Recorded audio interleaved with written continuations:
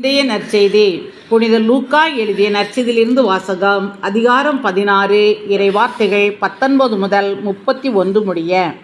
அக்காலத்தில் இயேசு பரிசேயரிடம் கூறியது: செல்வர் ஒருவர் இருந்தார். அவர் விலை உயர்ந்த மெல்லிய செந்நிறை ஆடை அணிந்து நாள்தோறும் விருந்துண்டு இன்புற்றிருந்தார். லாசர் என்னும் பெயர் கொண்ட ஏழை ஒருவரும் இருந்தார். அவர் உடல் முழுவதும் புண்ணாய் இருந்தது.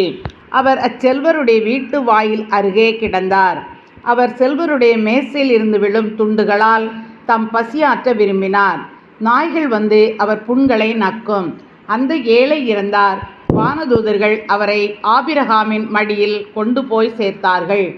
செல்வரும் இறந்தார். அவர் அடக்கம் செய்யப்பட்டார்.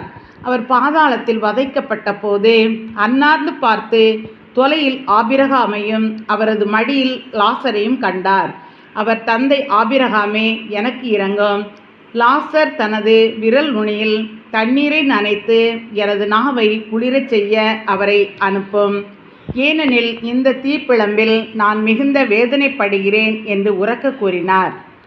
அதற்கு ஆபிரகாம், மகனே, நீ உன் வாழ்நாளில் நலன்களையே பெற்றாய். அதே வேளையில் லாசர் இன்னல்களையே அடைந்தார்.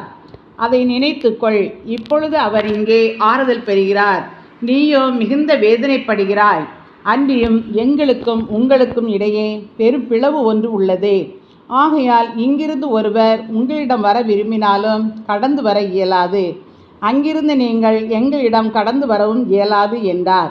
அவர், அப்படியானால் தந்தையே, அவரை என் தந்தை வீட்டுக்கு அனுப்புமாறு உம்மிடம் வேண்டுகிறேன். எனக்கு 5 சகோதரர்கள் உண்டு. அவர்களும் வேதனை மிகுந்த இந்த இடத்திற்கு வராதவாறு அவர் அவர்களை எச்சரிக்கலாமே என்றார். அதற்கு ஆபிரகாம், மோசேயும் இறைவாக்கினர்களும் அவர்களுக்கு உண்டு. அவர்களுக்கு செவிசாய்க்கட்டும் என்றார்.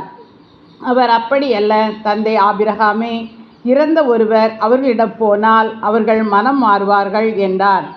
ஆபிரகாம், அவர்கள் மோசேக்கும் இறைவாக்கினருக்கும் செவிசாய்க்காவிட்டால் இறந்த ஒருவர் உயிர்த்தெழுந்து அவர்களிடம் போனாலும் நம்ப மாட்டார்கள் என்றார்.